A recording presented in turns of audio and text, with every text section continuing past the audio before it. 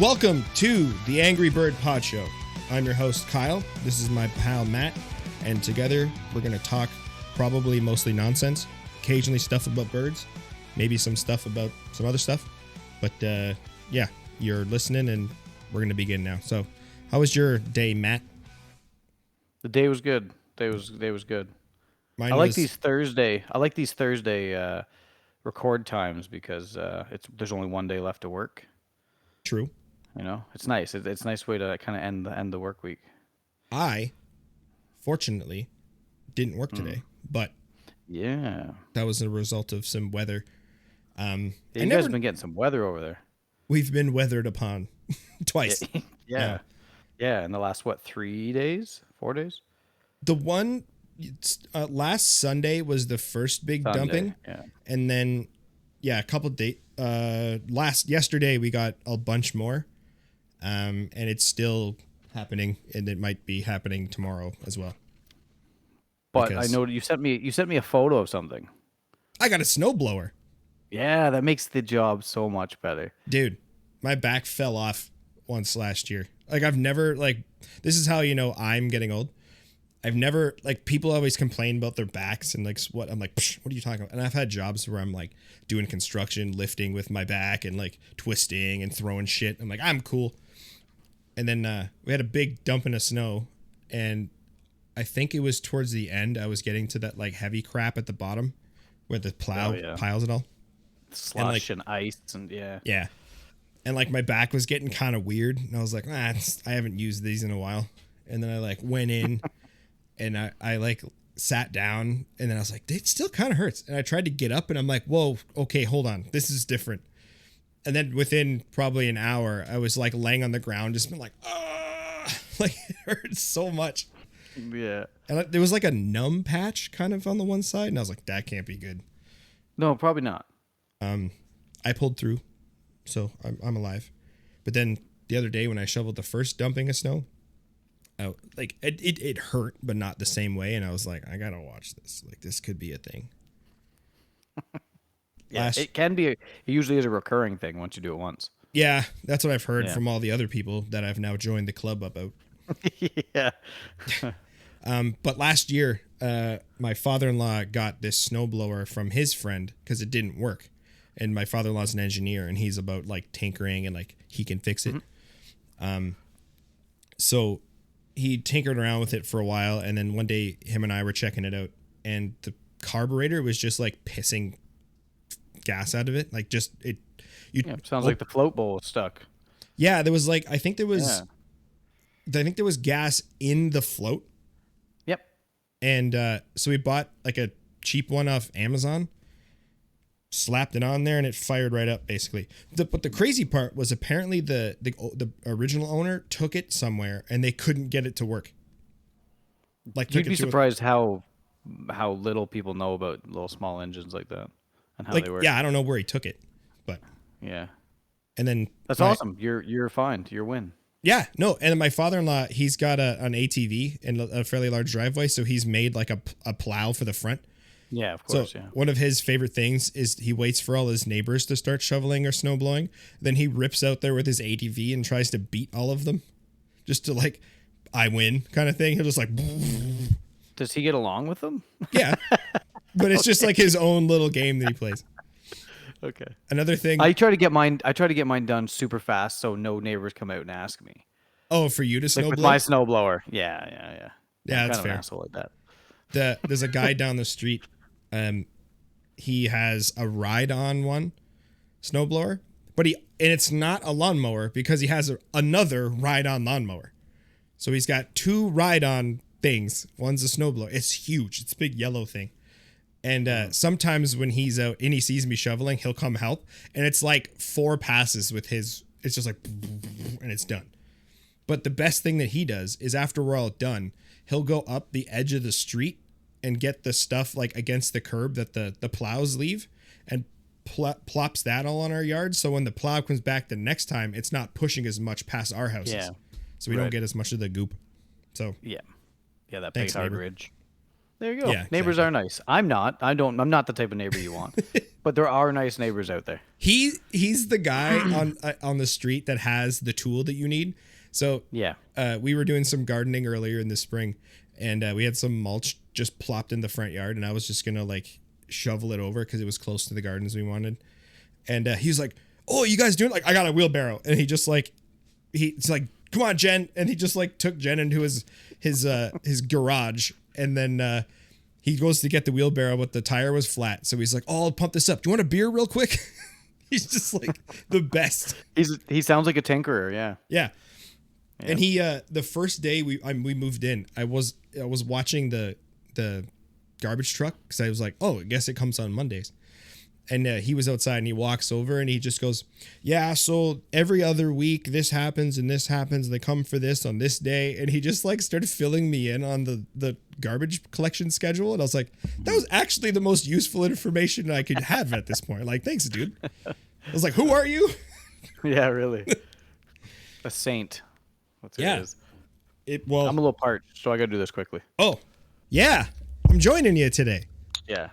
The old dual Kyle twisted has. teas. I've just posted it to the Angry Bird story, Instagram story. Yeah. Kyle has a original twisted tea for tonight. The full fat. Yes. I don't know if there's any less fat. There's less acidic, I find. Oh, okay. In the slightly sweetened. I like. It's like an American tea more than a, Well, we've talked about how I like all the girly drinks, and basically because they're all sugar, and I love me some sugar. So. Yeah. Yep. Hence this. We're still trying to get Twisted Tea to sponsor us, so. It's been 8 episodes. What the hell? By trying, it's basically just tagging them in stories. That's it. Yeah, exactly. I haven't know how reached else to try anything. other than hey, Twisted Tea. Oh, I know how. Hook us up. I just think we need a bigger actual following before we do that. So. Oh, for sure. Yeah. Yeah. I got a story. It's a short story. It's a shitty story, but it's a story. It kind of ties into one of the things we want to talk about. So I pretty much lost the bet, immediately? Well, I did say last week that I was going out the next morning or next day on my way home, from work, and that I was more than likely, there was a great chance I was going to see one. Mm-hmm. But I you saw didn't two see one. that day. Yeah. I saw two that day. Yeah. So I'm behind, and all week you've been sending me pictures of snowy owls. Mm-hmm. I think I've seen 5 now. Do you think 4 for sure? It could be 5 individuals. Do you think they're 5 individuals? Yeah, like those are 4 100% individual birds. It could be 5. I can't guarantee. There's awesome. 4 for sure. So you've been sending me pictures I'll smoke to that. Yeah, go for it.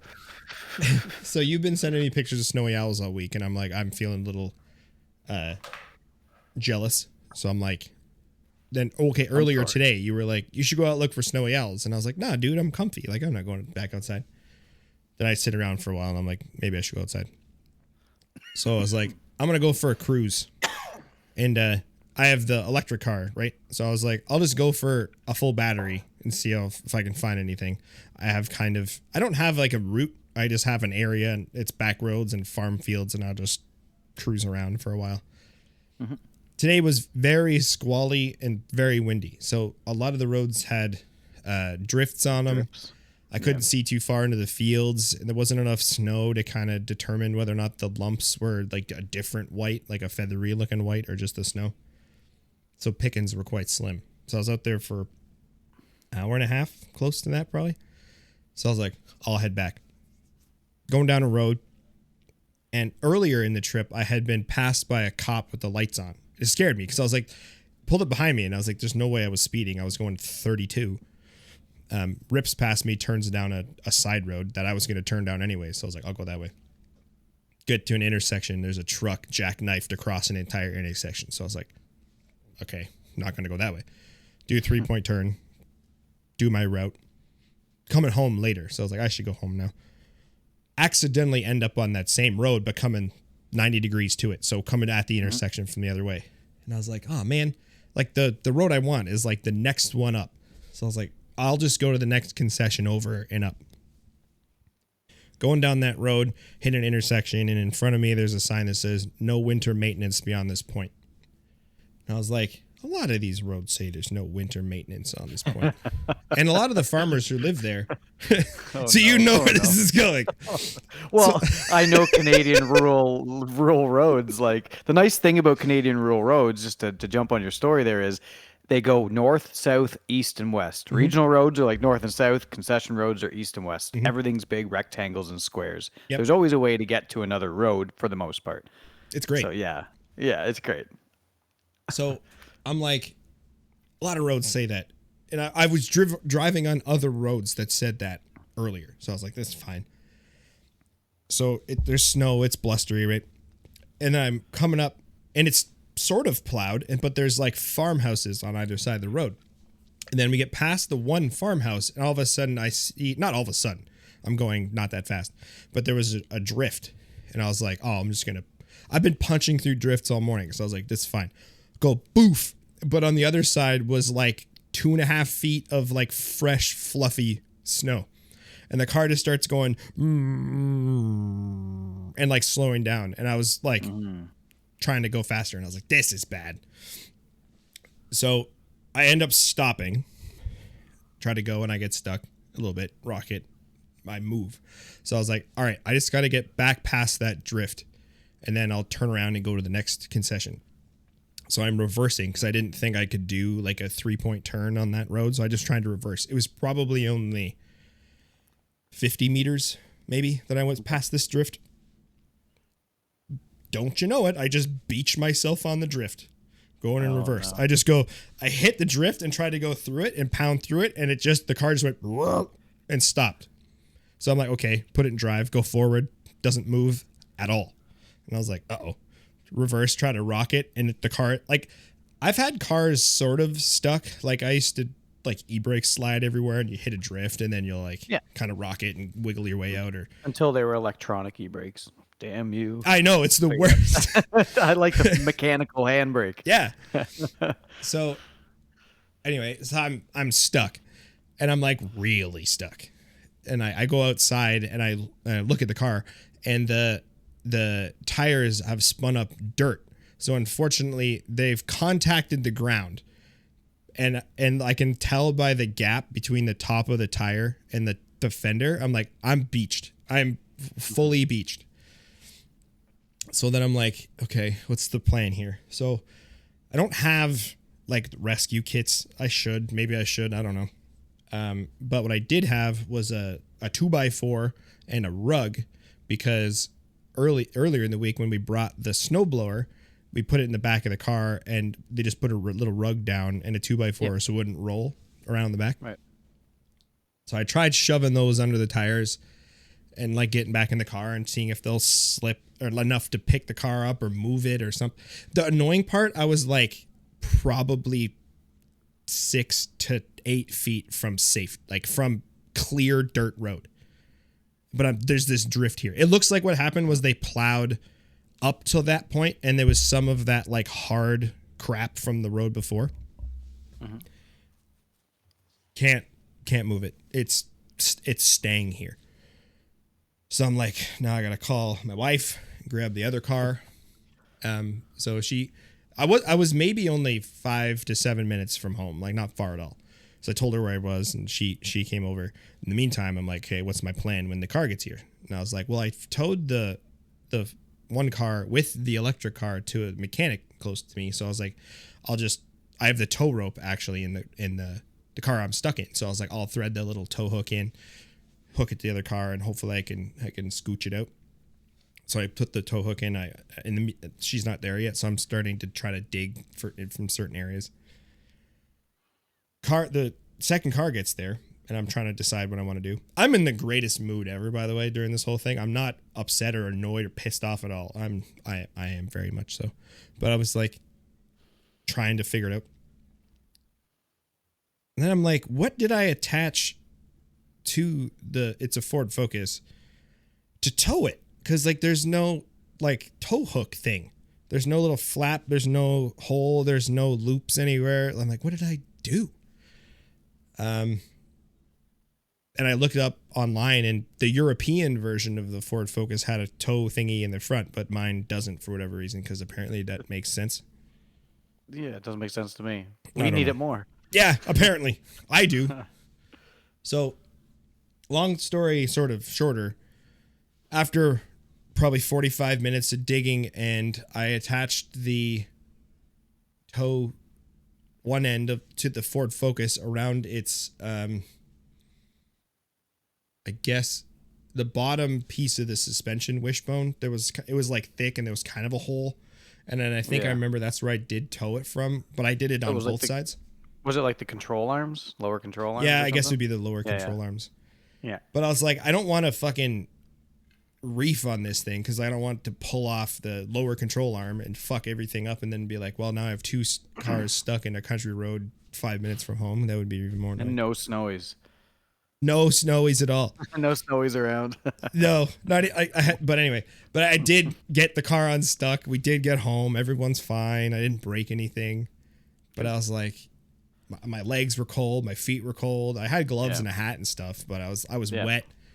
I did that thing where I'm like, I don't want to get dirty, but then I was like, what constitutes me just saying fuck that and just start having to get dirty? I was like, I think this situation is one of those situations. This would be the situation. Yeah. Yeah. So I'm like laying down and I'm trying to get.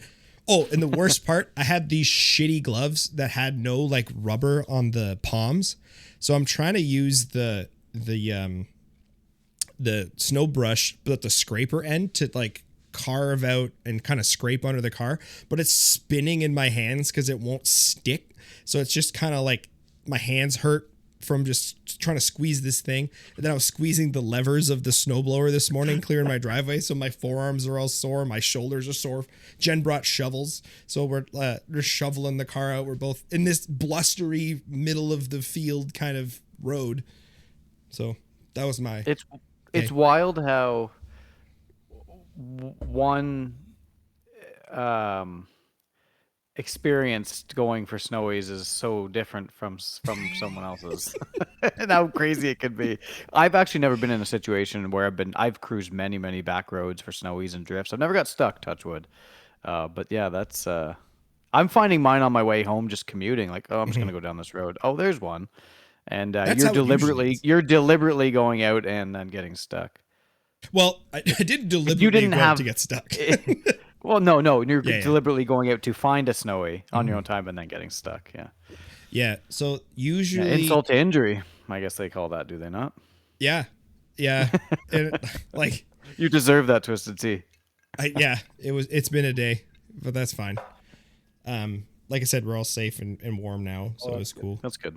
But I had never got stuck in any vehicle before today, so careful what you wish for, sir. Oh, it'll happen now. Murphy's Law, for sure. Yeah. Well, literally. And I just sold the truck, so I don't even have that. Like, we still have four-wheel drive in the new vehicle, but I don't have the truck now. So it's going to happen now. Literally. And I'm like, God damn it, I wish I had that fucking truck. I think it was the other day. My wife said something about, like, we were driving home and it was snowy and shitty. And she was like, she said something along the lines of, I know you're like a really good driver in bad weather. And I was like, don't say that. Like, don't jinx it. Like, and then like I got stuck today. Yeah. So now she's got that to hold over my head, which she deserves to do. Of course. But also she helped me. So every time you go for a snowy, she's going to say, just don't get stuck. The funny thing is she like when she was coming to get me, she saw the no winter maintenance sign. And she was like, did you not notice that sign there? I was like, oh, I've driven on like 8 roads today that said that. This is just you're just pushing your luck. That's all that was. 100%. Yeah. It's overconfidence, but that's quite the experience. Yeah. That's what makes, separates the boys from the men. Yeah. You could go to pins that are already found, but you're not going to get stuck. Nope. You got to trailblaze sometimes and find your own. I did see some buckets. I did see some snow, like, collections on a branch that kind of looked like something. Do you get the feeling, though? Does it feel owly? Sometimes you just get that, like, I know there's going to be something here this year. Well, it was funny because you sent me the picture yesterday or whatever. You were like, bag or owl, and it was, like, really far away. Yeah, and like that was with the 800 too, and crop. Like, yeah, it was immediately far. I was like, "That's an owl," because of what it looked like. But then like I Yeah. sent you that bag last week that I U-turned for. So like it's a crapshoot. Yeah. The cool thing last year is I did see one actually flying. I hadn't seen that very often. Like it was just moving. And Yep. usually, well, because you said you see them mostly on your commute. I will get to that point, assuming that they show up. But the problem is that this time of year, I leave in the dark and I come home in the dark, so I can't really Yeah. see. Yeah. Once it I starts, only leave in the dark. Yeah.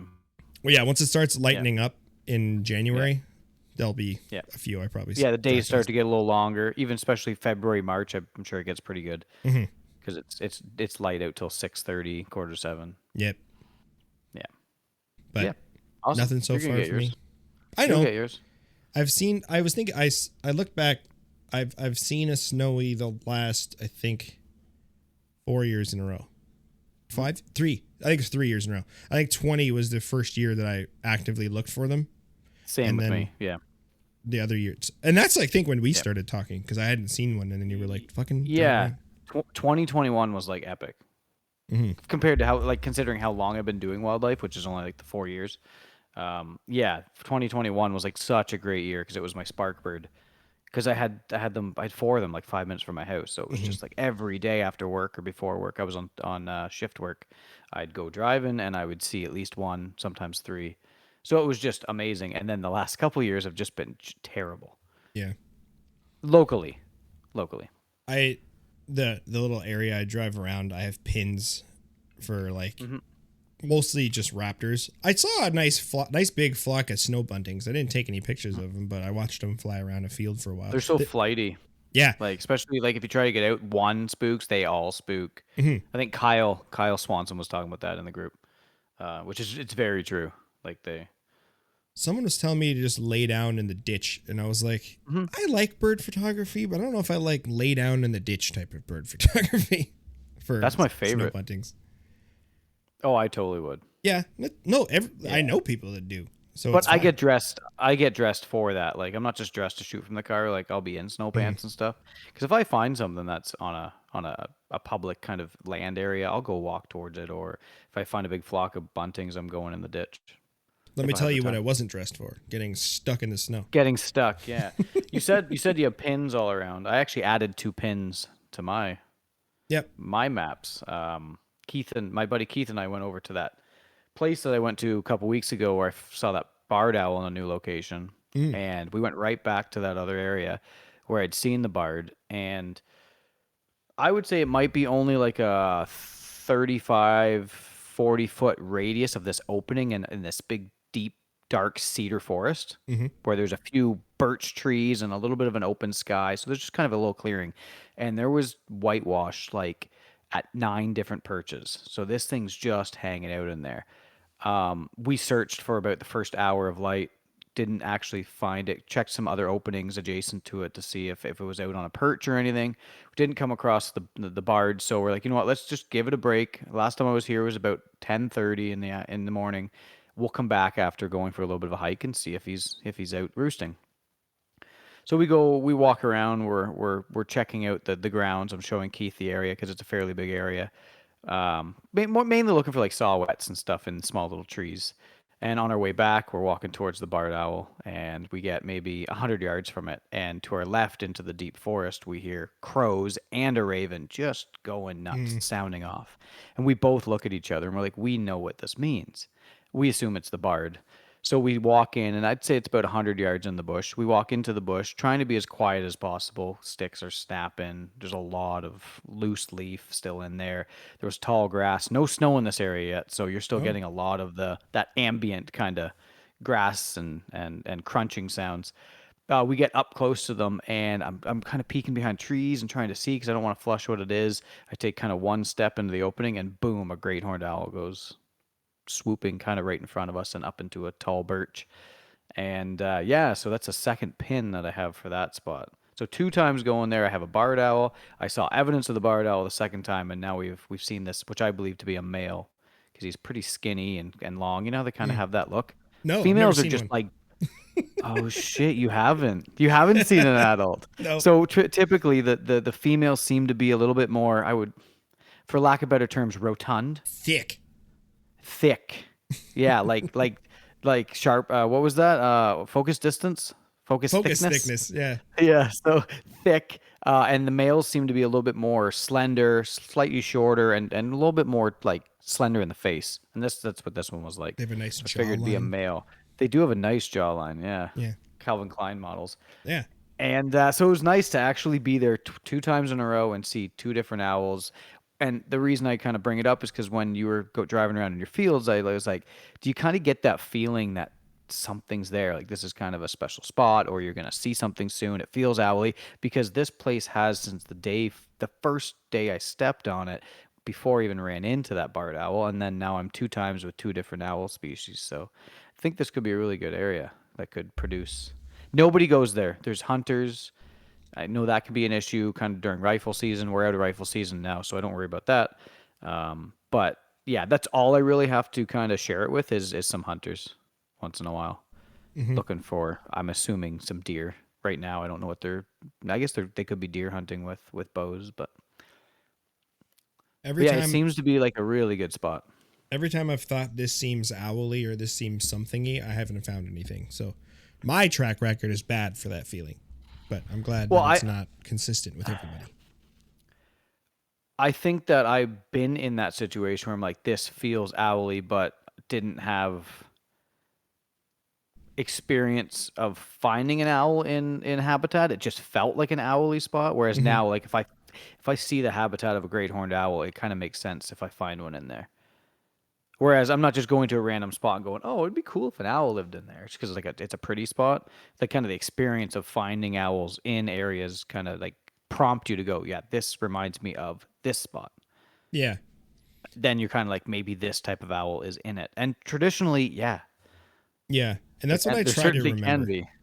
I try to Yeah. remember or look at clues or look for clues where they're sitting, how they're sitting, what they're You doing. kind of get starstruck and then you forget about the time of day, where it was, what type of habitat it is, where it's facing, why it's there. Is it at an edge of a forest? If it's thick in the forest, yeah, it's there's a lot you can actually take in and replicate if you don't get all wrapped up in the fact that you found an owl and you wanted to photograph it and get excited. Hmm. Because I've done that where I've just walked away and went, like I don't I didn't really pay attention to exactly all the details that were there. Yeah. When other Kyle and I were looking at that bard as well, he was saying, he was like, usually around, I was here the other day and around 3 it started, or 3:30 it started to like move around and hop around and look for stuff. And we had met up a little just before that. And like when we met up, the bard was like perched and like fluffed up on this branch tight against the trunk of a tree. And then as we're standing there talking, we can see it kind of like, he said that just before I got there, it was like preening and stuff and kind of like Mhm. doing a little something.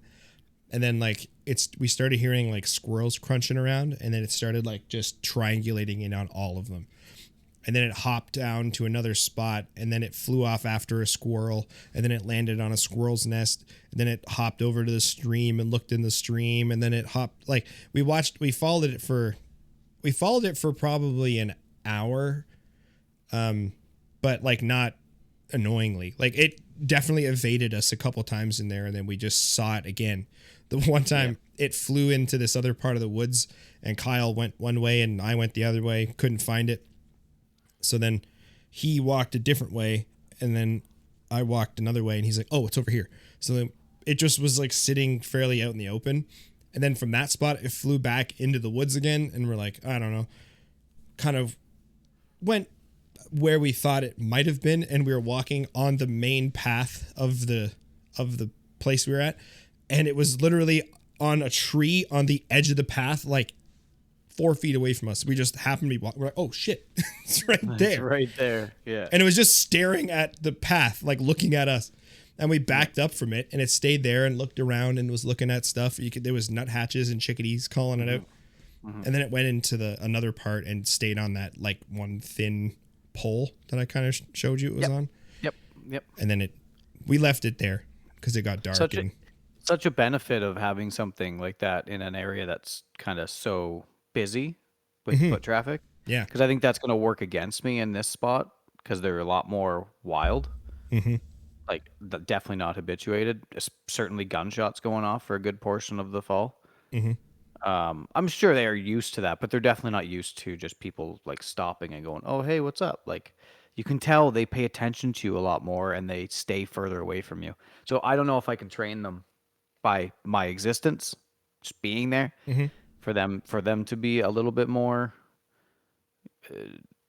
okay with me being around. But the first two experiences were the bird kind of jumped to tree and got up far away from me, and then the great horned owl kind of did the same thing, got out of the area that was getting mobbed. It doesn't help it was getting mobbed Yep. for sure. It was getting mobbed by like four crows and a raven, and once it flew off the one time, it was just kind of like, okay, like this is probably not going to amount to anything good quality photos or a good experience. So I don't know. Maybe it's the crows, but yeah, finding them in areas that are well used and they're so used to foot traffic, you can definitely take photos knowing that that owl's probably paying attention more about what it wants to do than you guys being there because it being so used Yeah. to things just happening. That I think is the what everyone wants from bird Yeah. photography. It's at least what I want. I want a subject to go, he's all right.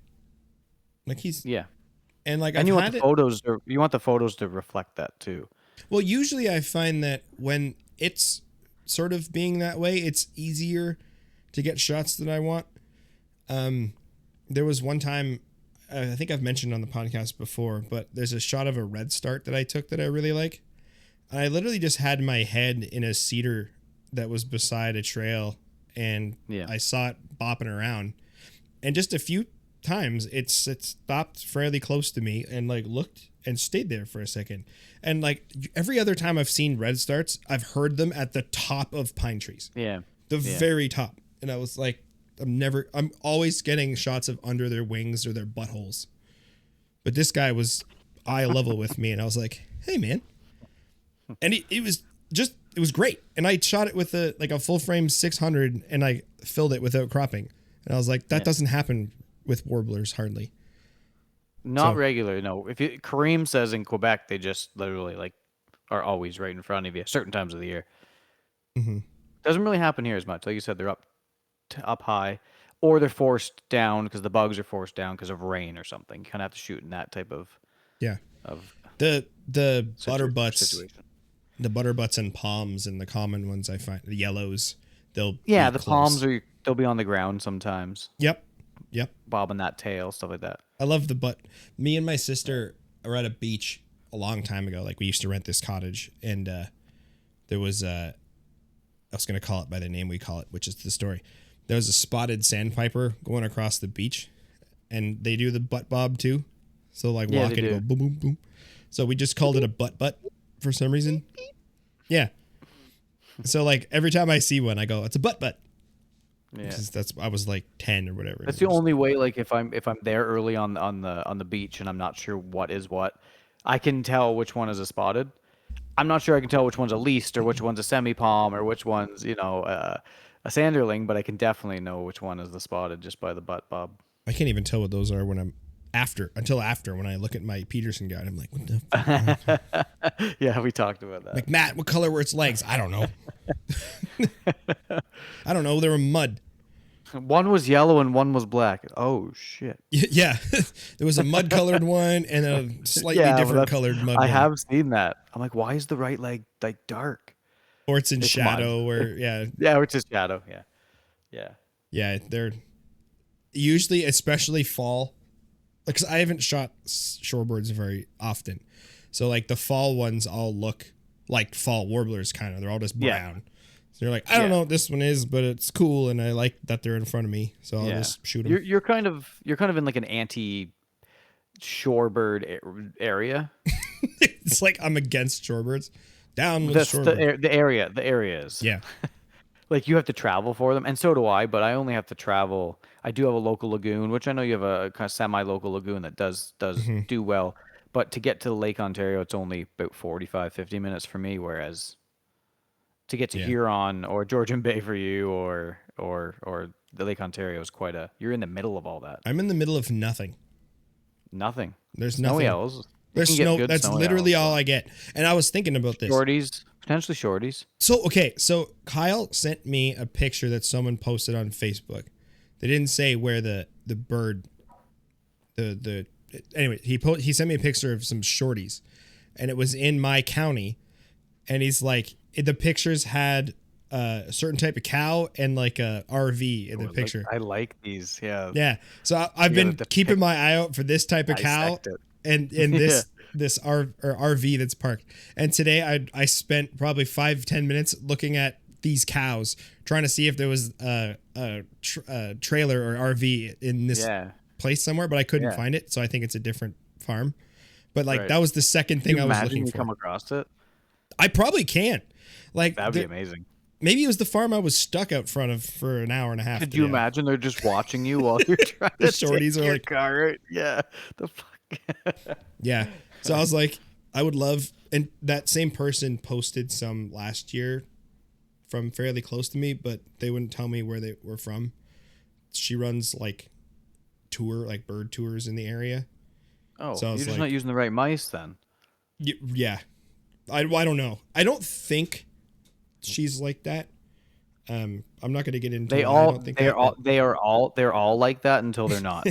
Yeah. In my opinion, they're all guilty until proven innocent. They have to be. Yeah, and that's okay. There's nothing against them. It's just that's how I look at it.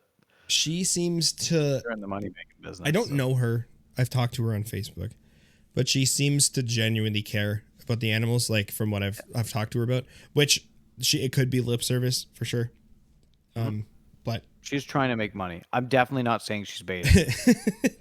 I'm assuming she is until I'm like, oh yeah, she's definitely not, and that's okay. Yeah, no, it's kind of like I kind of think that about people. I'm like, you're gonna be a dick. Cautiously optimistic. And then when they're not a dick, I'm like, okay, you're not a dick. You're relieved rather than like meeting your heroes and you're like, oh, you're a piece of shit. Oh, they're shit.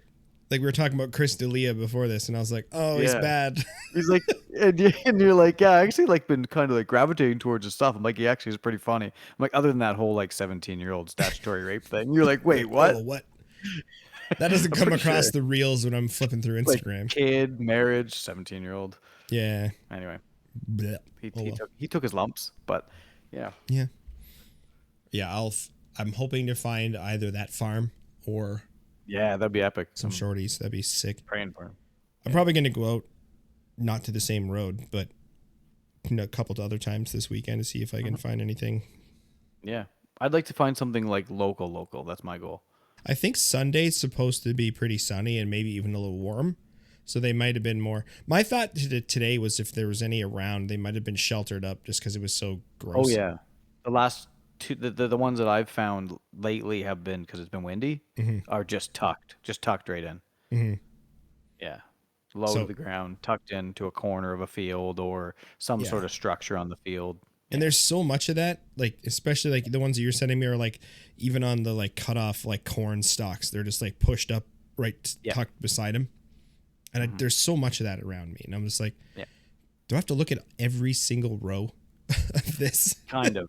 But it becomes easier. Like, I swear my eyes kind of like magnetized to where something is because it just peripherally looks off. Well, I see so many hawks just because it like so many, what do you call them? Buddies? Dudes. Is it, a fella. You call them something. Fellas. I see so many fellas just because I'm like, that looks weird on that tree and like just in my peripherals. And I look and I'm like, oh, that big white belly's sticking out shining. Bless his heart. There's a guy at my work the other day.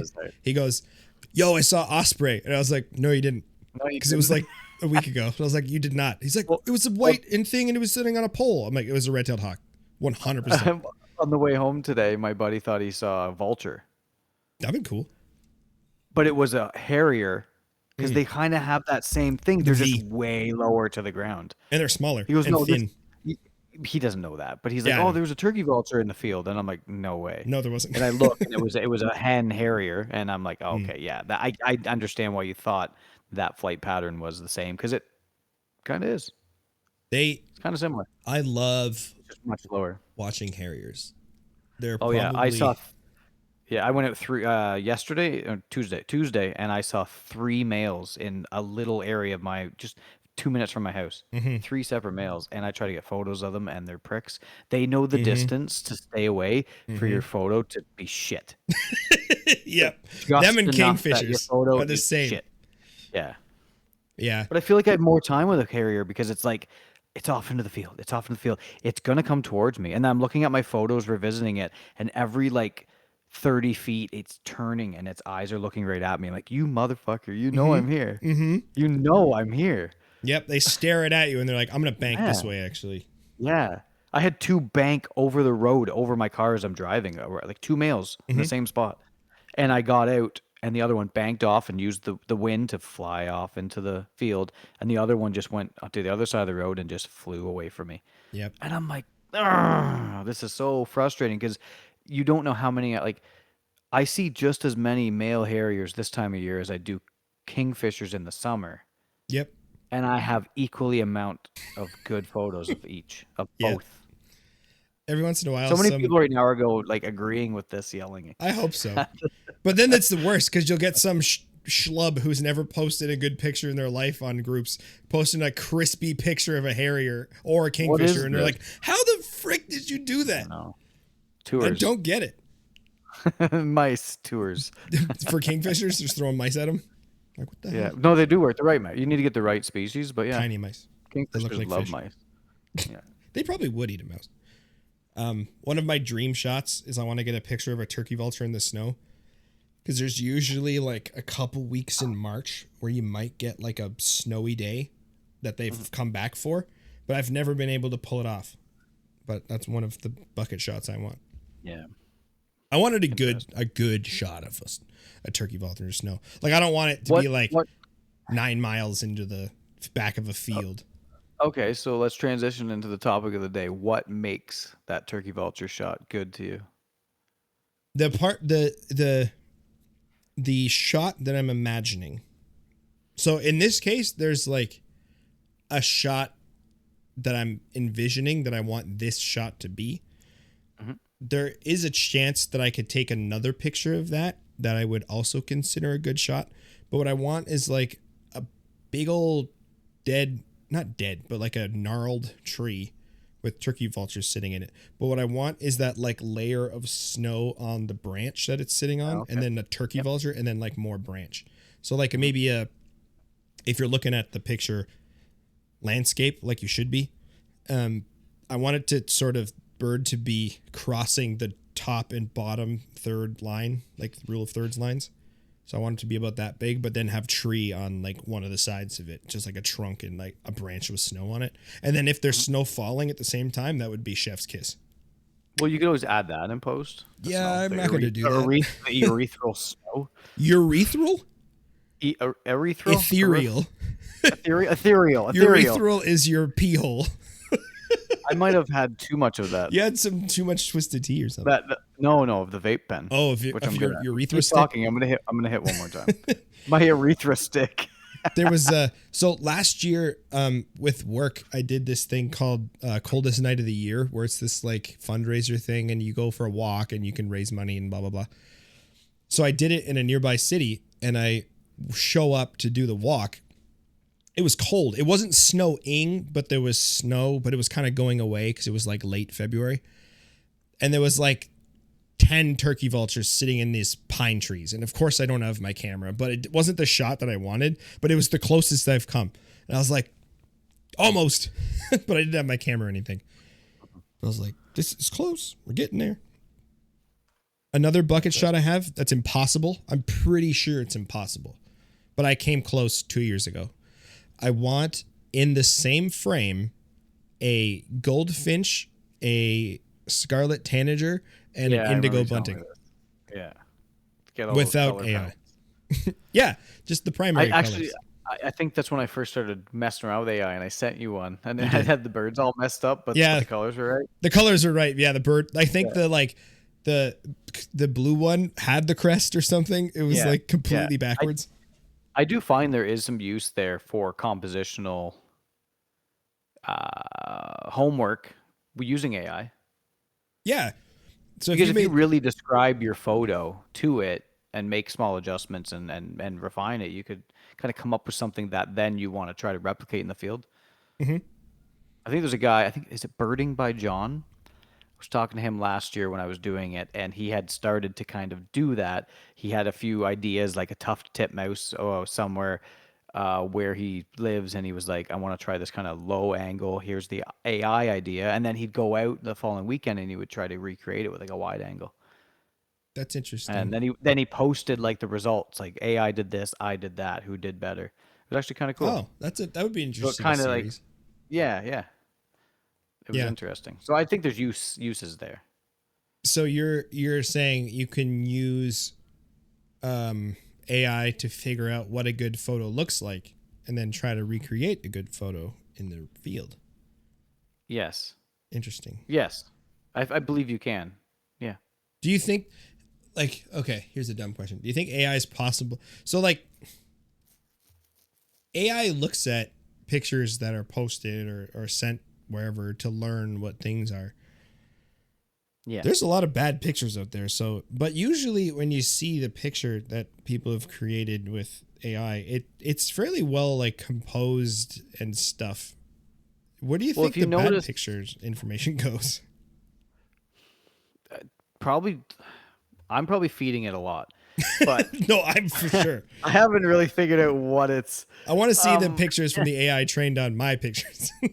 do you notice though that a lot of the times the AI photos are of detail, even if they're kind of backlit, the front it still shows it kind of depicting more of a documentation style lighting of the subject itself. It doesn't mean the Hmm. environment's going to be. It's kind of a mixture of both of them.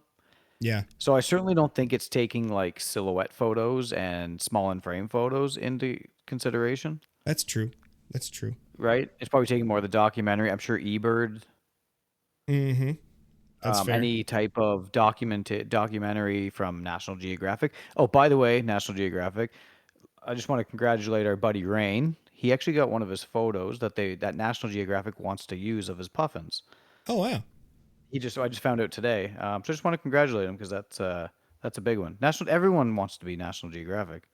Wasn't Isn't that wasn't cool? on his Spotify Wrapped our podcast? It was this number two. Wasn't that Rain? Someone I can't tagged us in remember. the WhatsApp group the other day, I can't remember. but it could have been. I can't Anyway, remember. that's I can't that's remember. But awesome, anyway, Rain. That's so sick. yeah, congratulations, Rain. Um, but yeah, they might be using those type of photos, I would assume, because anytime I've ever created something in AI, it's always been more. If you tell it to be a little more artistic, it will. But if you just kind of layman kind of explain it, it always kind of turns out to be more of a documentarian style with a bit of moody light. So you can't. You're saying you can't make it say like, or you can't say to it, make it a good picture. Because what is that? No, because exactly, it knows it's subjective as well. Oh, it knows too much. We need to And rein it in a yeah, little bit. Huh, Rain. yeah, eh, um, full circle. what And what usually bugs me about people talking about, there's two things that bug me kind of about people talking about good pictures. It's like I'll see a picture on a Facebook group or an Instagram, and you'll get these, and I'm like, that's a picture, like it's fine. And then everyone underneath will be like, great picture, amazing, awesome capture, blah blah blah. mhm. And I'm like, it's not a good picture in the sense that it necessarily looks good, but sure, the bird might be big in it, and it might be like a little isolated, like it's not shooting through 1.5 sticks, tiny kind of thing. But it's still I not do agree. a good picture. But But I don't know. you also have to like consider. I've been thinking about this a lot too, and bringing it up a little bit in the group. I haven't really went with this angle and kind of until now, but you also got to consider the repeating names of the same accounts that are Oh, commenting the same thing. So it might be a little bit of community in a positive way. mm-hmm. Because you notice a lot of the same people follow a lot of the same people, and it's kind of like I bet we have like 5,000 people in this like kind of like localized Eastern Seaboard thing where Little everyone bubble. kind of follows each other. Then the people with bigger accounts might expand past that, but localized, you probably can average about 5,000 followers. And I don't think it's engagement farming on purpose, but it's more just the community and hoping that maybe they'll leave a comment on yours, and that just helps the algorithm. Mm-hmm. I think it's forced a little bit. Like, I'm not saying that people don't think it's fantastic or that it's a nice shot or they actually like the person's work. I just think it's a little bit of community too, is what you're seeing, versus someone really actually enjoying the photo as much as, oh my god, that's so amazing, and those type of those type of comments that you see, if that makes sense. Oh, for sure. I think it's just community, You but I could always be wrong. get, or at least I always get, aunts, coworkers, and like people I talk to on a regular basis that are like, "Wonderful shots, Kyle. Your skills are coming along so nicely." I'm like, Yeah, I it agree. feels good to hear, but Mhm. when you're getting those compliments from people who are not forced to like you, but kind of, it's they're it's a good compliment, but at the same time, I'm like, that you're not the person I'm trying to impress here. Kind of. I need validation from you, Matt. Right, but now if you're trying to get validations for other photographers, now you're actually trying to get validation for photographers that might have a different style than you. This is true. So now that's even more niche. Now you're only like catering, not catering. Now you're only really going to have to expect those comments from people that either shoot or enjoy the same type of work as you. I don't Yeah. expect somebody that does small and frame all the time to enjoy my stuff because they're going to go, he's just another guy that does closer detail, no environment, kind Shay of more doesn't like your stuff. documentation. Who? Shay, Shay? I don't long know. frame Shay. Shay doesn't. He doesn't even shoot anymore. That's fair.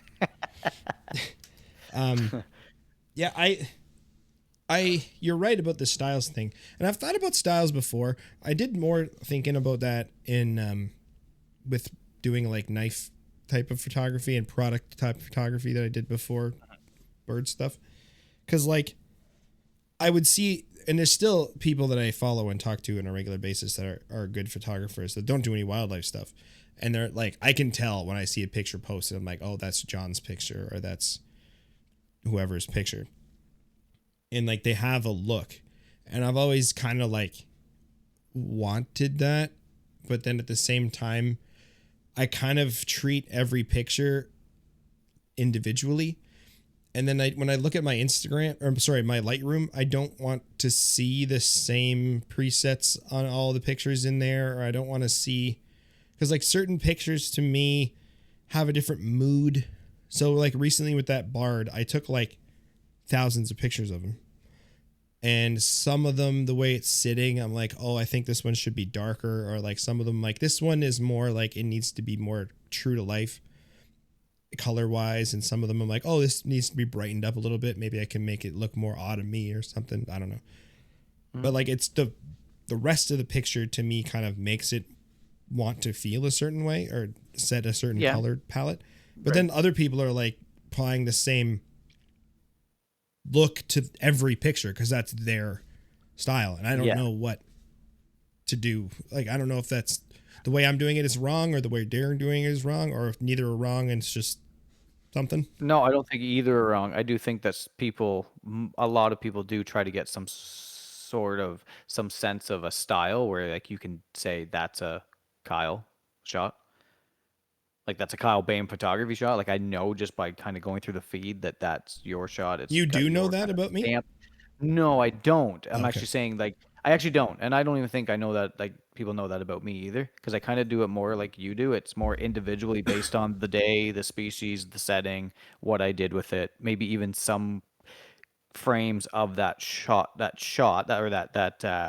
kind of outing will be different than the others, Hmm. like you said, whatever's included. So I'm more like you, but there's a few people that I can kind of go through and go, oh, that is a classic, you know, Yeah. shot of this Of X or person. Y. Yeah. Yeah, of extra Y. Yeah. Which is a Yeah. good thing. I don't think that's a bad thing. I also No. don't know if what we're doing is a bad thing either, because I think a lot of people that try to have the shots look like theirs are also marketing something. True.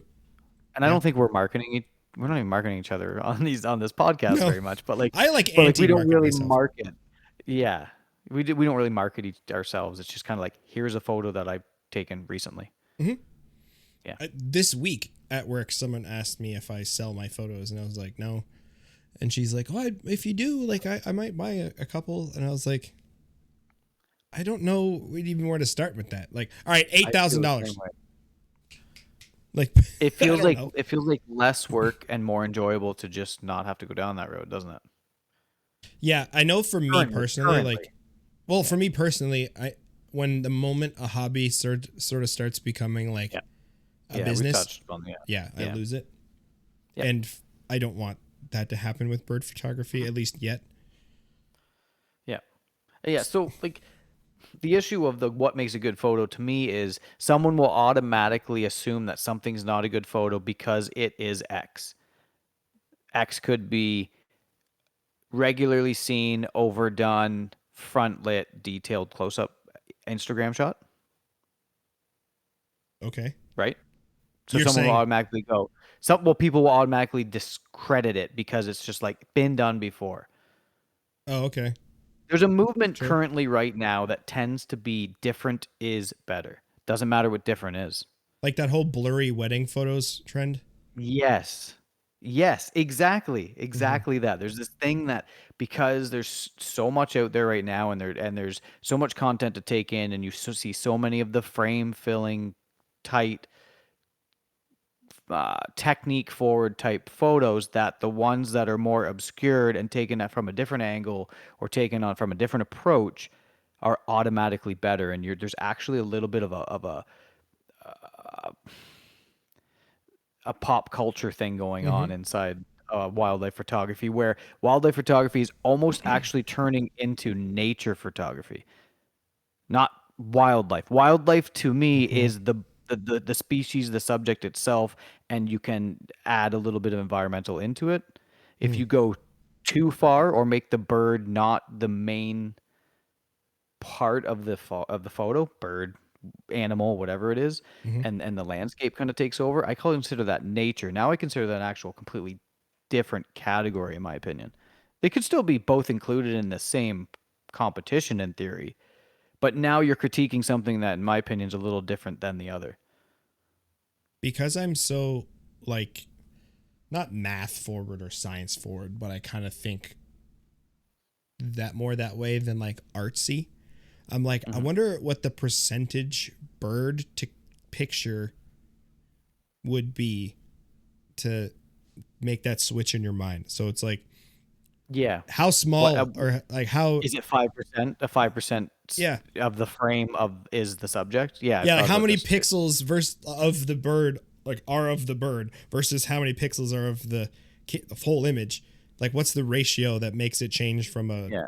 wildlife to a nature photo? Like Yeah. cuz here's the thing, like if you get like a sunrise or sunset over a Canadian lake with it's all orange and there's a little like silhouette of a loon, like That's that's a nature. nature photo. That's a nature photo. Yeah. It's a landscape nature photo. But then like That's a your setting. the Yeah. one that you had in that calendar, the bird like the loon is a lot bigger and doing something, like it's standing up and It's the flapping. main subject. Yeah, you're like looking at the loon first and you're like, "Oh, but then also look at the setting that it's in." Right.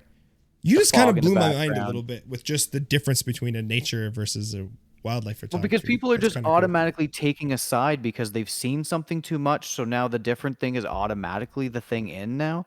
But in my opinion, the nature side or the small and frame side or the more artistic side has the same upsides and downsides as a documentation type style photo. There's things that go into it that make it a good photo, and there's also things that go into both that make it a bad photo. They're just two categories, in my opinion. Mhm. Does that kind kind of what I'm saying? Like, Yeah. And like I know there are definitely categories of bird photography that I don't enjoy looking at as much. Like sure, I'm happy that Dwayne is kind of getting away from like completely nuked background with stick and bird on it. hmm Cuz like for me that's excellent for like a bird book when you're trying to identify something you're looking at and you hmm want an unobstructed view of the thing. But what I like is showing a little bit of what the bird is doing where it's doing it. So if it's a yeah, turn, I like to have like a lake or some water. Like I'm not gonna at least post anyway a picture of a tern on the sky, because like you can't tell that this thing is around water. Because what I want Right. people to do for my pictures is go, oh, that thing's near water. Next time I'm near water, maybe I'll keep an eye out for that thing. Right. Right. Because that's what It's I'm trying to do. association type thing. Yeah. Yeah. Associate it with water, the setting. Yeah. That's the reason that some birds for me are hard to shoot. Like, I don't want to shoot a snowy owl on the top of a pole. Because, No. like, sure, that's where it is. But at the same time, like, it's a boring picture. But, like, on the fence with some... Yeah, I'm going to shoot it every time. And I'm going to post it, but I don't want to. But, like, I want it on, like, a low fence with some field and snow kind of thing. Be like, oh, okay, that's where I can see this thing kind of scenarios. That's another thing. You get the snowy on the pole, you post it because you want to. That doesn't mean that every single photo that you put out there has to be a world beater. It doesn't have to be a AAA. If you're trying to be something, or if you're trying, I just think that like people will critique you on like your latest photo. You're only as good as... They always talk about this in sports. Like, you're only as good as your last game or whatever. Right. But I'm just kind of doing it still the same way I did before, where it's just like, this is what I've seen.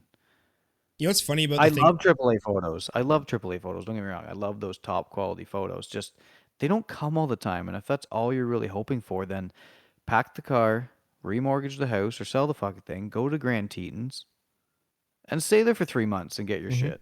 Go out to to Newfoundland and shoot the puffins for 2 months. Yeah. Go do a safari. It's actually really hard, in my opinion, for me and you to go do environmental type stuff on a regular basis because Ontario's fucking ugly. Is it ugly, or is it we're used to it, so it doesn't? It's not Costa interesting. Rica. Well, It's here's not the thing. Calgary, an hour north of Calgary, where rain's getting ptarmigans with mountain crutch, or like a northern hawk owl with like fucking mountains in the background. That's Like, true. if you go there and you're shooting tight frame photos in that setting, you're an idiot. Yeah. Well, Look what it's you funny. have in the background, whereas I have like a shit pond. Yeah. Of course I'm going for fucking detail. Like, That's true. I'm That's in true. a shit lagoon, like, Yeah. or I'm on the flat coast of Lake Ontario where you can see fucking Schlum Oshawa in the background. I have Of course I'm going for two detail. interesting examples of Ontario not being boring that's happened in my life, and it I'm made me saying for kind of think. photos, though. I'm saying for photos. Well, no. Well, here's the thing. So a guy came in. I used to work in a bicycle store, and a guy came in and he was like, "It's great out there," and it was like late August, so everything's fucking brown and crunchy because it hasn't rained in 6 years, and like the leaves are like it's not interesting. Like, it's not the interesting season. And I was like, "Really? Like, where are you from?" And he's like, "Oh, I'm from Las Vegas, where everything's just dirt and rocks." And I was like, "Oh, okay." I don't disagree. So exactly. So, and I got another buddy, Amir, who's like our number one fan. So shout out to Amir. Yeah. But he came from Iraq or Iraq. I don't know. He tried to tell me how to pronounce it, and I can't get it because I'm a dumb white person. But he loves when it rains and when it snows and when it does like weather, because this. I like that too. Yeah, it's the same thing to him, because he's like, I'm from a dry rock, man. Yeah. Like, everything other than that is cool. I was going to add weather to kind of Ontario, where it is beneficial. We do get 4 seasons and we do get some weather changes. And yeah, you can definitely add weather. Weather's good. I'm just talking the overall landscape outside of Algonquin Park, outside of maybe up near Sudbury, Killarney Provincial Park. Yep. Even up on the Bruce. Yeah, on the Bruce, yeah. Tobermory and all that's beautiful too. Like, there are a few spots, but where I'm shooting locally, like, I have snowy owls. It's flat as fuck. Yeah.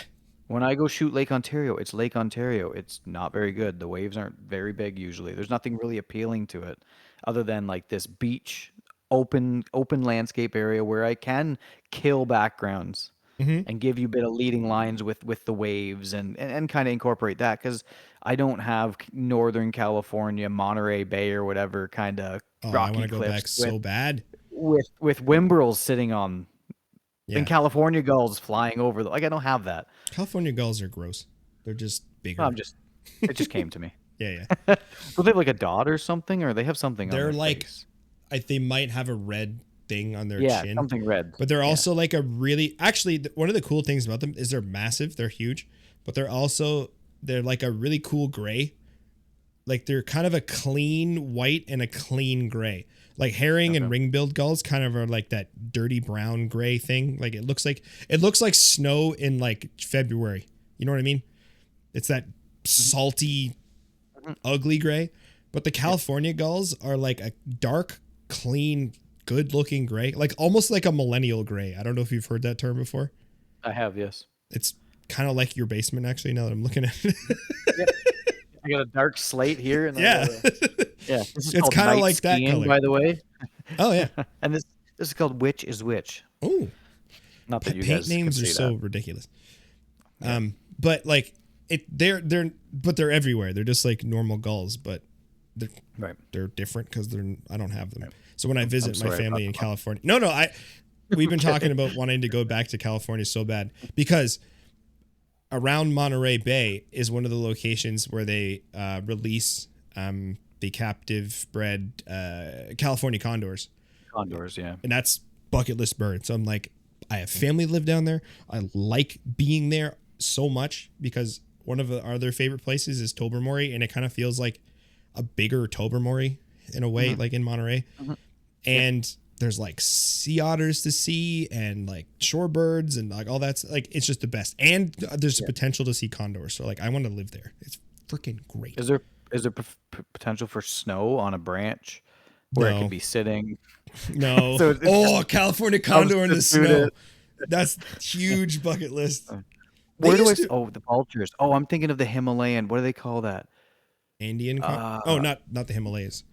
The Himalayas where they have those freaking those funerals in the sky. What are they called? In the sky? Yeah, when you die, they're up in the Himalayas and they something sky funeral. I have no idea. Anyway, they lay you out on they lay you out there and then the vultures come in and like pick you apart. Oh, that'd be a cool way to go. I don't want that while I'm alive. It's a ritual thing. So the Himalayans, I think. That's cool. Tibetan sky funeral. Oh, I got to look that up. Maybe that's what it's called. Seems no, gross. You should. Okay. It's interesting. Heard it on a podcast. But anyway, tangent. Yeah. Now I want to shoot a California condor on a snowy branch. Fuck a turkey vulture. That's boring. I might have to do that AI. Oh no. That's going to be the first picture that I print off and stick on my wall. Some bullshit from AI that you made. It's going to be the album art for episode 7. Oh, that works. That's cool. And it's going to be called Tibetan Sky Funeral. Tibetan Sky Funeral. Actually, that's going to be the name of it. I think Tibetan Sky Vulture Funeral or something. I don't know. That seems sick. That's pretty good. Yeah, you gotta look it up. I definitely will. But I still think like when you are discussing a good or bad photo, there's good and bad photos of each kind of category. I just don't like how there's this like sudden fad of different is different because it's different and different is better. When I was watching, I think it was a review of a lens. I don't remember what it was exactly. Maybe it was a Dwayne Payton video. I watch a lot of Dwayne's videos. I like Australian people, and he seems chill. Yep. And he's not as like intense as Jan seems like he's gonna get you or something. His eyes are scary. Yeah. Or don't act up around him. Yeah. Dwayne seems like you could share a beer and he'd be like the dopest person ever. But Jan seems kind of intense. But they were talking about how like whoever it was talking about how like you don't need the subject to be the sharpest thing ever. It's what it's doing and where it is and all that contributes to. And I do agree with that. A good picture. But like for me, and I don't know, like I know this is a bad habit and like a bad thing I've tried to shake and I am still trying. But the first thing I do is zoom in and see if it's like razor sharp or as sharp as I can get it. And if it's not, I'm like, oh, it's shit. Even if the bird's doing something cool, I don't even like when there's movement I don't like a blurry wing. Like I want to freeze it for some reason. And like, I think it's just something I need to experiment with in myself to see if I can pull off something. Yeah. Or figure out a way that I can make myself like it. But for me, first thing, sharp. If it's not sharp, it's going in the bin. You're also going to have a hard time not getting blurry wings when we shoot kind of the slower f-stops that we do. I think that's one of the Because reasons it's bugging me. you're compromising it a lot when you're only shooting 1250, 1600 shutter speed. You might get up to 2000. A lot of times these guys are shooting 25, 32, 4. I'm not saying all the time, but say we're shooting around 1000 to 1600, right around that area. Most things are going to have at least blurry tips, even if they're just doing a flap. Hmm. That's why you'll see it a lot more in your work. You shot a faster lens in f4, like you'd definitely be able to. You'd only be at like ISO 1250 when you're at Yeah. 2000 like, shutter speed. So Yeah. Canon's got to I get know, on this and give us that's a 400 2.8 now, so I or can shoot. Or, just Kyle just go to Nikon. oh, maybe. The problem is, so here's this. I don't know if you know this story. So when I worked at my last job, is when I started getting more and more into photography. And I bought and sold all sorts of gear at the time because I didn't know what I wanted to shoot, what a camera was, what a different camera does that this one doesn't. So at one point I had a Canon M50 and then the Sigma 100 to 400. And I was taking pictures of ducks. They were like so tiny and so far away. And I would blow them up this big. And I'm like, why isn't it sharp? It's because you're blowing up 24 megapixels but you're only choosing like 6 of them. I know that now. But at the time I was like, this lens sucks. Pictures are the worst. I fucking hate everything. What's good? So I would walk around outside at my lunchtime with my camera around the property of my old work. And I would just take pictures of signs and like other stuff to try to figure out like what is sharp, like what should this thing be doing. And a guy walked up to me once and he's like, what camera is that? I told him and he's like, oh, I have I can't remember, a Nikon. No, I think at the time he had a Fuji.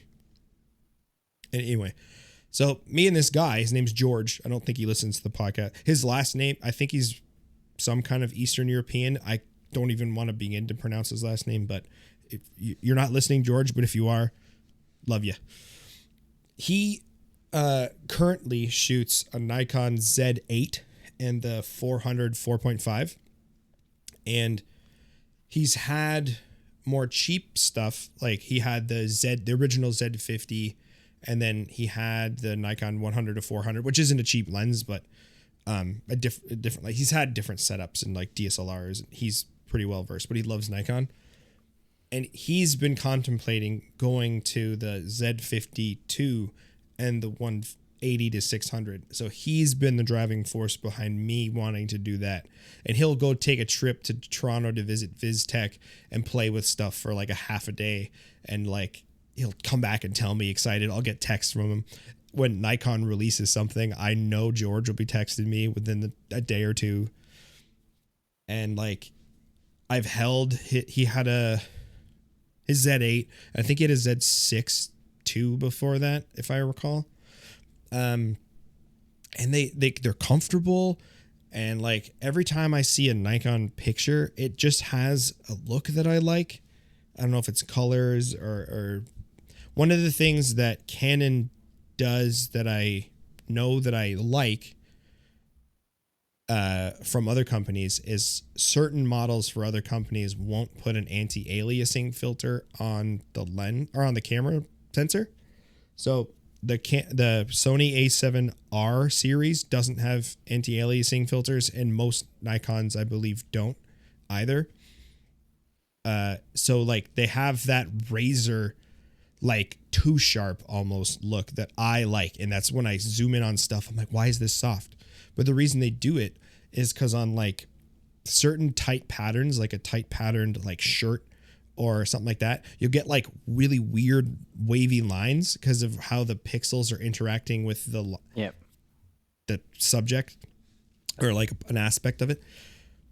But so they add the anti-aliasing filter to kind of add an intentional amount of blur to not have that problem.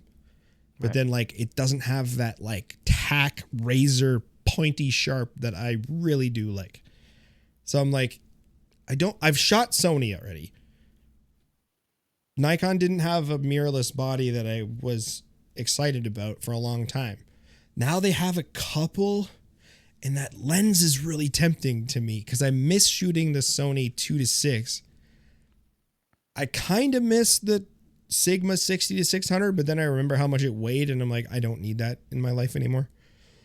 Especially if I'm going to get my car stuck and wear out my shoulders and then try to hold up a 17-pound lens. You already wasted all your energy. Just bushed anyway. So if I could have that like 2,000 gram lens that's 6.3 and sharp, it's really tempting. But they have the lenses, just not sure they have the bodies for the price. Correct. For the price, they have the bodies. The Z8's amazing. The Z9's amazing. Don't get me wrong. Right.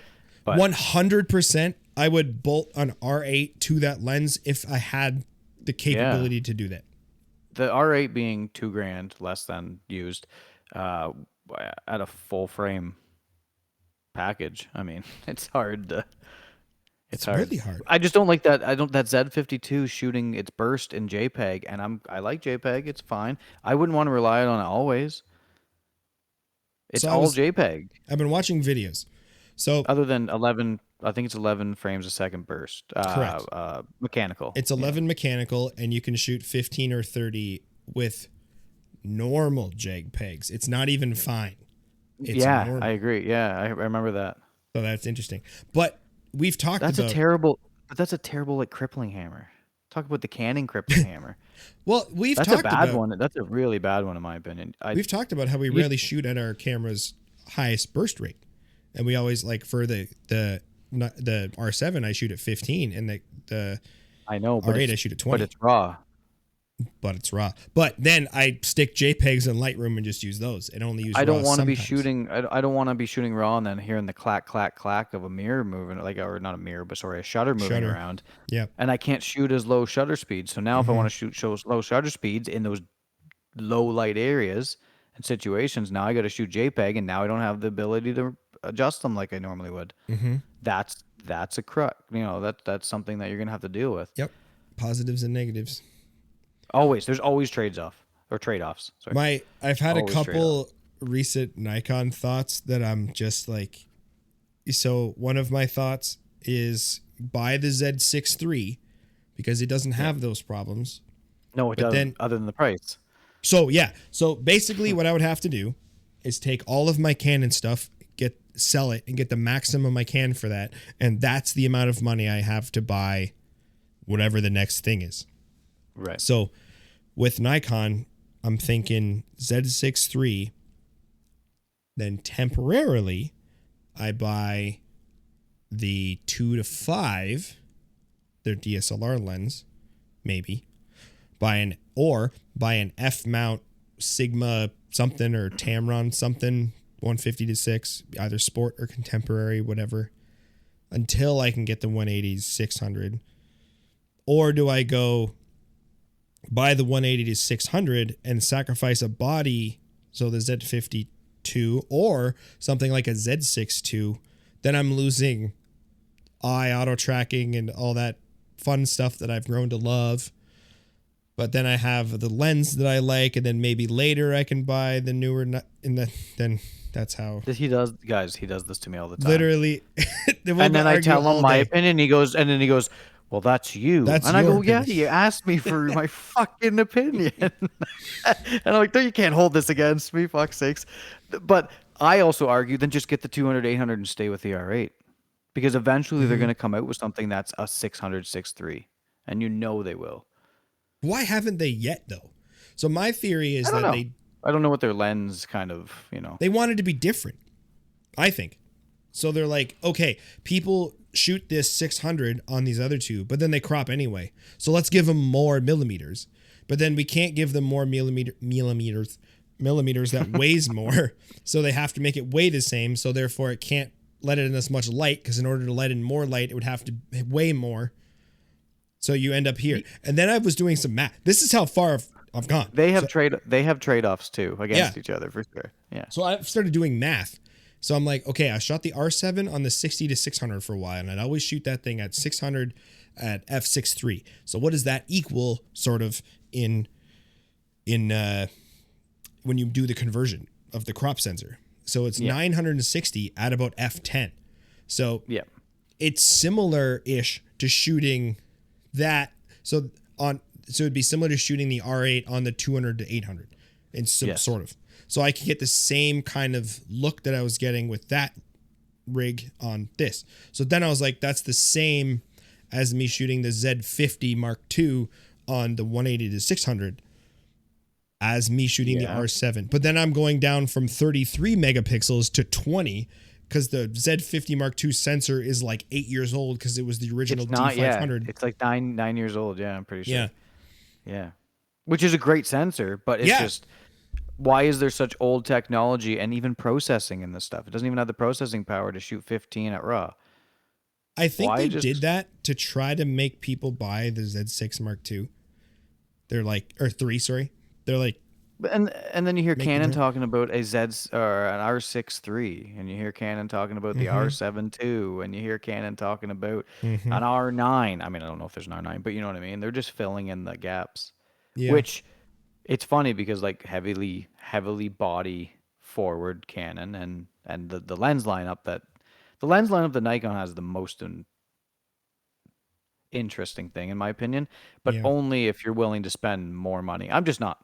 I know it's like beating a goddamn dead horse at this point. But this horse is so dead. Yeah, people are gone at this point where we start talking about Kyle and and unfortunately you get it from two different sides. Like you get Voldemort telling you the same stuff, and you get me, and you're like, guys, stop being insane. Like, just shoot, go outside, just shoot. Go shoot stuff. Yeah, I'm not even considering about my gear. I'm just like, okay, I'm looking for owls in the morning. Okay, 100, 400's on.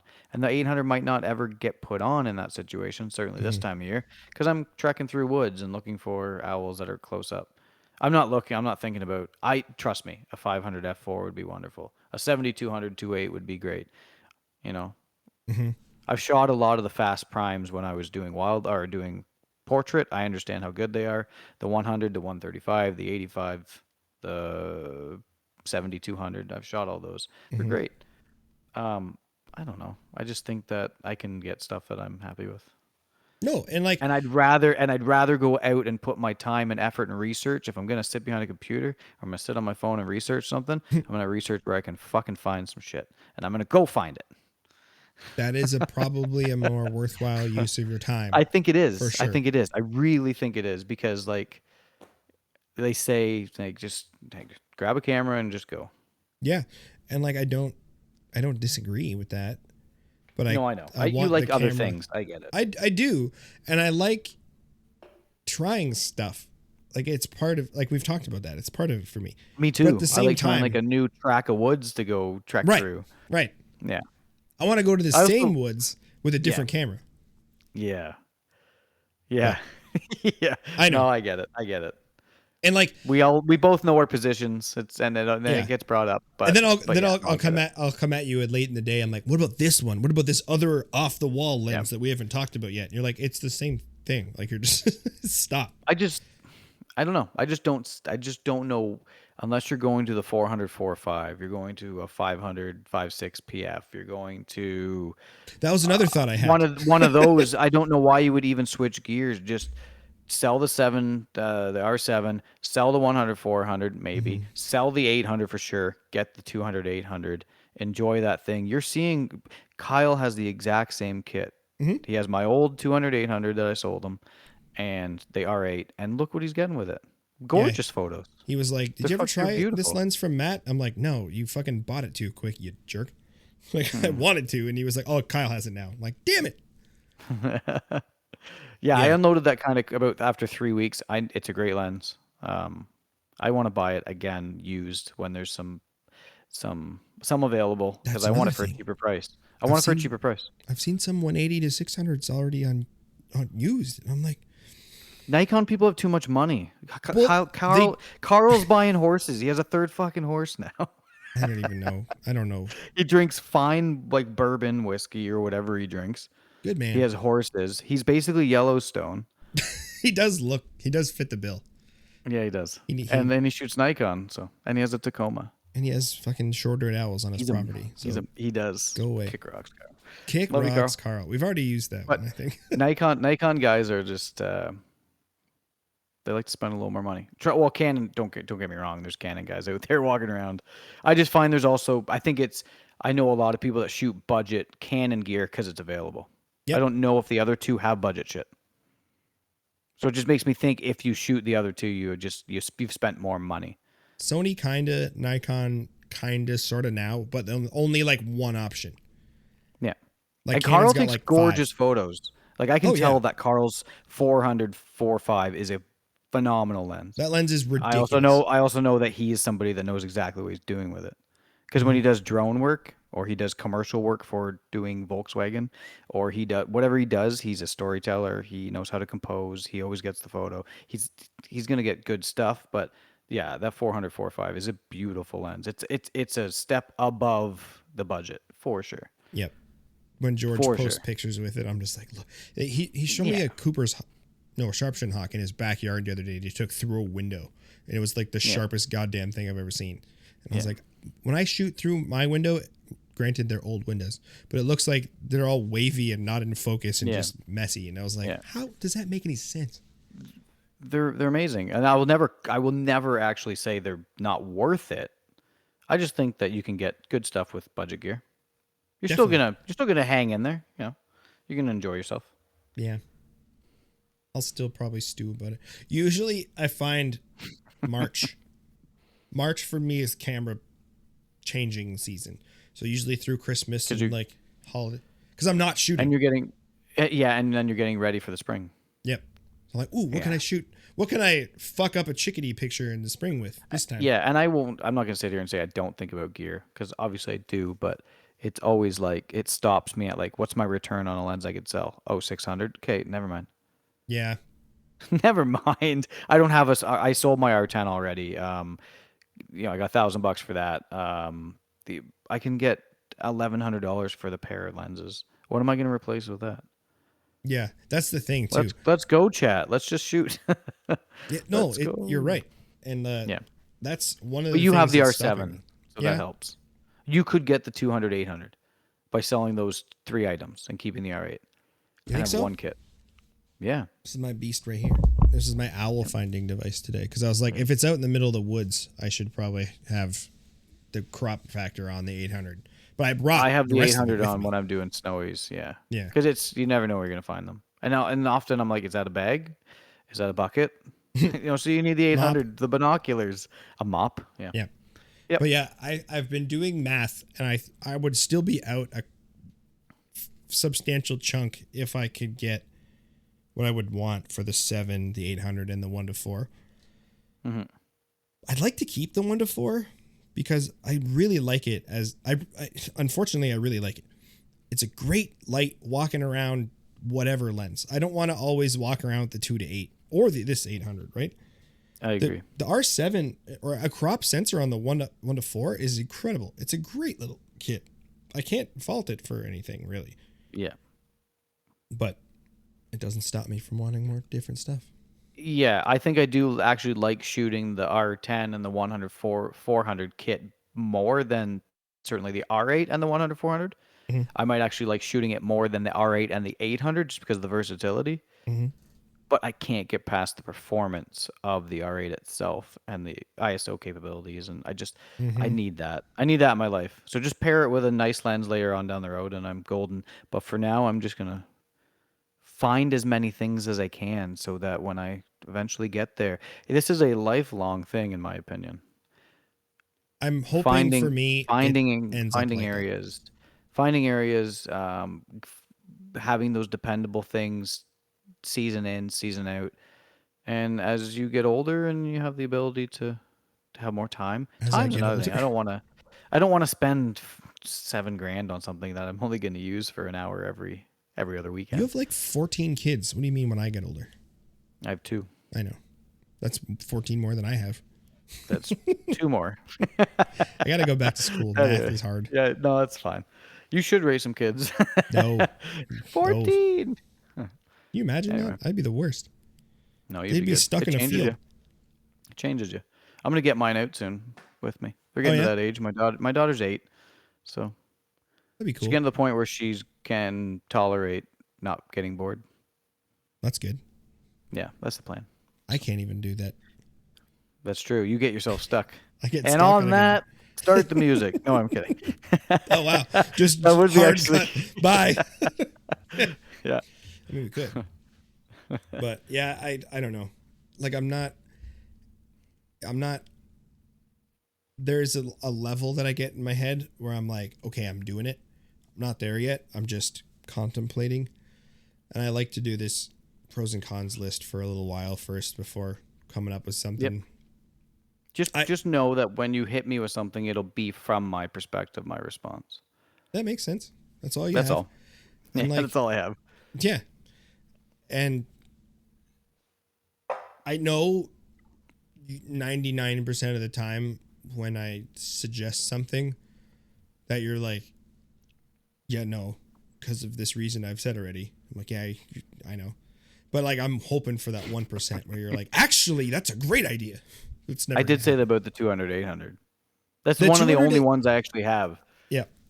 Because you have That's the only one- experience with it.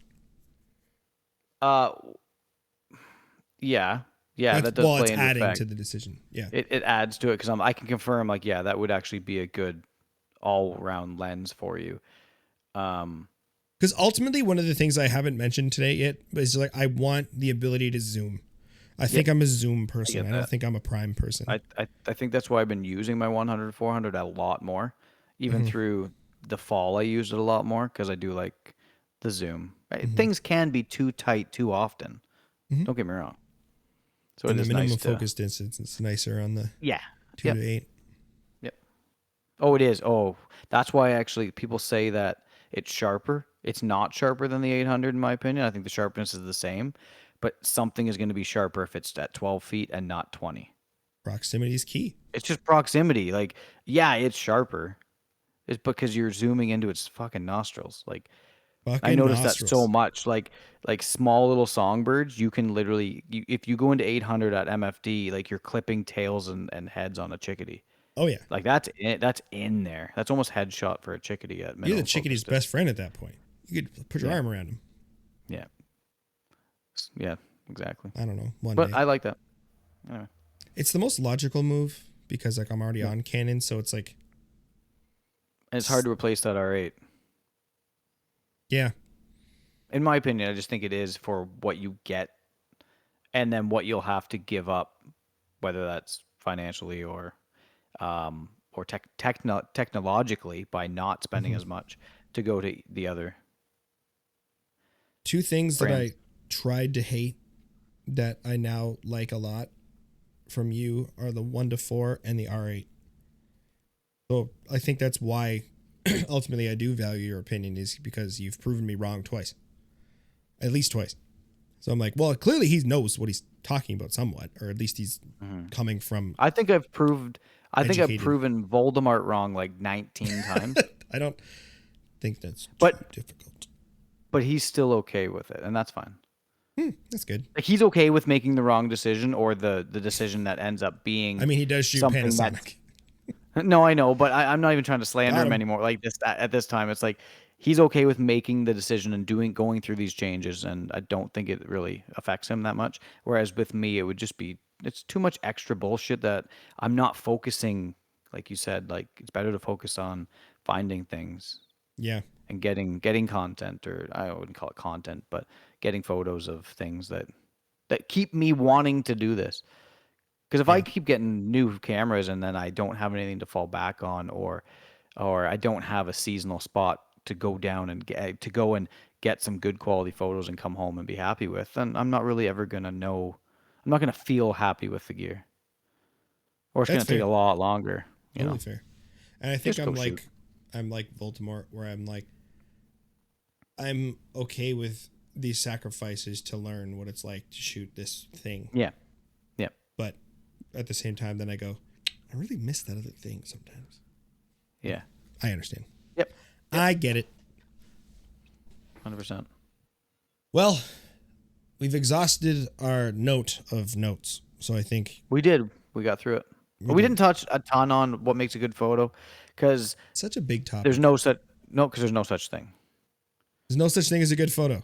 You heard it here first. There's no photos that are good. There's such thing as a debate about a good photo because the subjectivityness just Right. dissipates it. Ultimately, art's art, and if you like it, it's good. Great. And if you don't, you can tell people in a private chat how shitty it is. Lord knows I've been there. And it's okay. It's totally fine. You're allowed to hate. You're allowed to love. Do what you want to do. Do what you want to do. But don't pretend that something's good just because it's different. True. You're allowed to say, I don't like this different thing.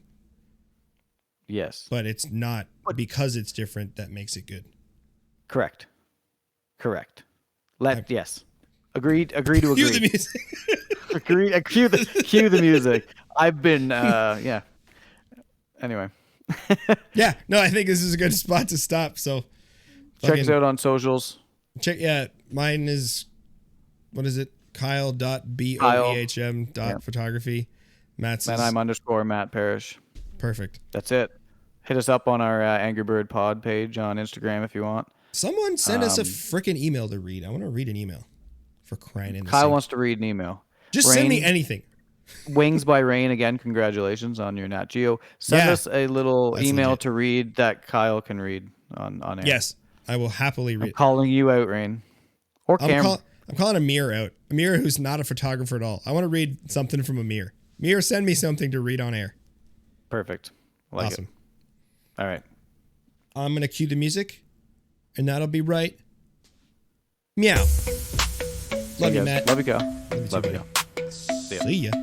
Feathers, beak, and wings, all up in the lens. Kyle and Matt snapping, capturing all them trends. Peeping through the scope, freeze frame the fly. Angry Bird Pod Show, aiming for the sky. Oh, they click in the snap, see the birds on the map. Angry Bird Pod Flow, flipping through the recap.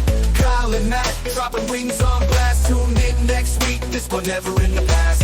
Eagles, hawks, and kestrels, flying so divine. Peep the live broadcast, podcast goldmine. Twisting in the air, birds of every kind. Critics gonna chirp, but they ain't ever died. Zooming in on sparrows, robins in the mist. Matt's got the shutter, Kyle's got the twist. Feathered friends in flight, equipped with the strut. Angry Bird Pod Show, capturing the cut. Oh, they click in the snap, see the birds on the map. Angry Bird Pod Flow, flipping through the recap. Kyle and Matt, dropping wings on blast. Tune in next week, this one never in the past.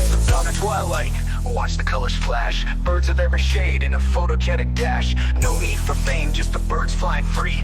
Angry Bird Pod Show, bringing all the glee.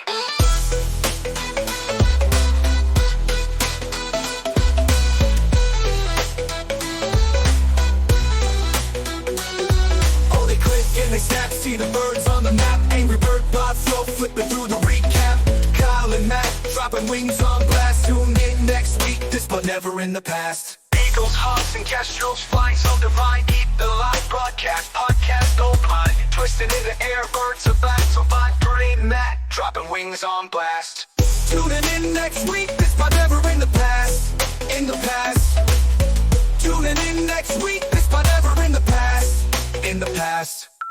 Zooming in on sparrows, robins in the mist. Matt's got the shutter, Kyle's got the twist. Feathered friends in flight, equipped with the strut. Angry Bird Pod Show, capturing the cut. From dawn to twilight, watch the colors flash. Birds of every shade in a photogenic dash. No need for fame, just the birds flying free. Angry Bird Pod Show, bringing all the glee. Oh, they click and they snap, see the birds on the map. Angry Bird Pod Flow, flipping through the recap.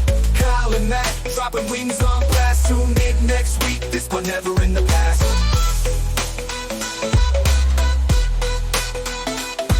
From the past. Not shortcut. Not shortcut. Angry Bird Pod Show, bringing all the glee. Bringing all the glee.